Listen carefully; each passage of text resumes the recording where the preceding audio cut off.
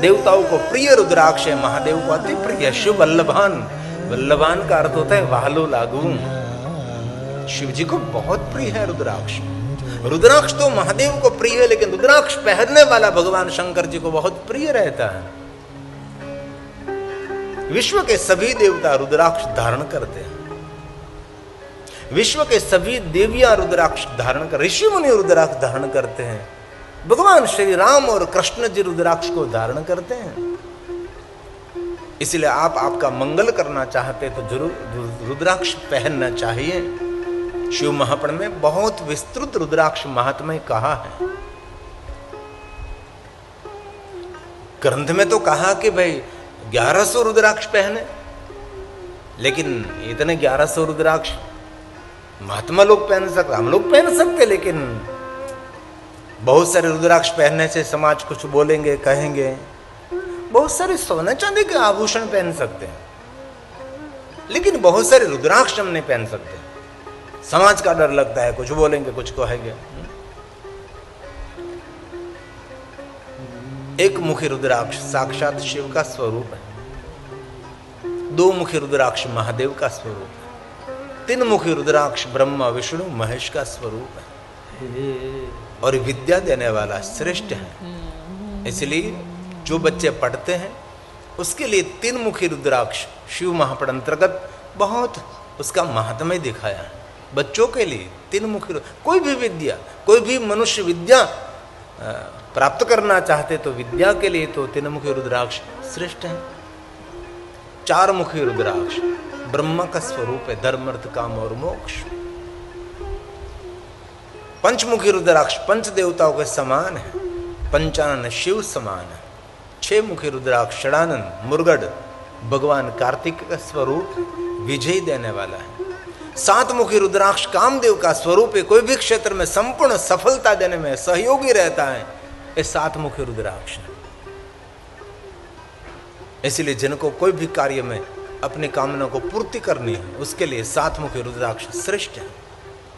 आठ मुखी रुद्राक्ष अष्ट भैरव के तुल्य है, रक्षा करते हैं। नौ मुखी रुद्राक्ष नव दुर्गा समान है, शक्ति प्रदान करते हैं। 10 मुखी रुद्राक्ष विष्णुदेव का स्वरूप है, भगवान विष्णु की कृपा उतरती है। 11 मुखी रुद्राक्ष 11 रुद्र तुल्य है, सभी दुखों में से मुक्त रखता है। 12 मुखी रुद्राक्ष 12 सूर्य तुल्य है, प्रकाश देता है, तेजस्विता देता है, ज्ञान देता है। 13 मुखी रुद्राक्ष विश्वदेव का स्वरूप है, समग्र विश्व के सभी देवताओं की कृपा उतरती है 13 मुखी रुद्राक्ष पहनने से। 14 मुखी रुद्राक्ष परम सदाशिव जी का स्वरूप है। ऐसे शिव महापुराण ग्रंथ में एक मुख से लेकर 14 मुख तक का वर्णन है। देवी भागवत में 21 मुखों तक का वर्णन है। अलग अलग ग्रंथों का अलग अलग मंतव्य भी मिलता है, लेकिन हर मनुष्य के लिए रुद्राक्ष बहुत कल्याणकारी है। इसलिए बच्चे से लेकर वयोवृद्ध तक सबको पहनना चाहिए, कभी भी रुद्राक्ष का त्याग नहीं करना चाहिए। अब नारद जी कहते हैं, भगवान मेरे हृदय में संताप हो रहा है, उद्वेग, मैं भयभीत हूं, अंदर से मैं खिन्न हूं, मुझे कुछ अच्छा नहीं लग रहा है। तब विष्णु भगवान ने कहा, नारद जी दूसरों को श्राप देने से हमारा पुण्य सभी नष्ट हो जाता है। आपके पास इतना पुण्य का खजाना था, लेकिन सभी पुण्य आपने जला दिया। क्यों? श्राप देकर जला दिया। हमारे बहुत सारे ऋषि मुनियों की पुराणों में कथा है, ऋषि मुनि श्राप देते हैं। कैसे श्राप? हाथ में जल देकर अभिमंत्रित करके श्राप देते हैं। कोई ऋषि ने दूसरों को श्राप दिया, तब ये ऋषि समाज के बीच में नहीं रहता, ये ऋषि सब कुछ छोड़कर हिमालय पहाड़ों के कंदरा में चला जाता। क्यों? क्योंकि श्राप देने से पुण्य सभी जलकर भस्म हो जाते हैं, पुण्य नहीं रहता, खोखला बन जाता है। इसलिए सभी फिर से पुण्य अर्जित करने के लिए, ऊर्जा को प्राप्त करने के लिए हिमालय पहाड़ों के कंदरा में वो चले जाते हैं। इसलिए किसी को आशीर्वाद तो आप नहीं दे सकते, लेकिन दूसरों को श्राप कभी नहीं देना चाहिए। जब श्राप देते हैं ना, तब सभी अंगुलियां हमारे सामने रहती है, बाद में श्राप निकलता है। ऐसे श्राप देते हैं ना, ऐसे ऐसे यहां जो कुछ मेरे पास सुत्कर्म सुकर्म है सब कुछ गया, ऐसे श्राप देते हैं ऐसे। और पहला तो हमारा खराब हुआ, ऐसे ऐसे શરાપ આમ દેવાય, દુખણા આમ લેવાય. તારું દુઃખ મને મળે તો દુઃખ न મળે, सुख મળે છે. क्रोध अज्ञानता से उत्पन्न होता है और अहंकार से क्रोध बढ़ता है. क्रोध को कटु वाक्यों के साथ घनिष्ठ संबंध रहता है. अभी तक किसी ने क्रांति नहीं की कि क्रोध में कोई मिठा बोल सके. क्रोध में कटु वाक्य ही निकलते हैं.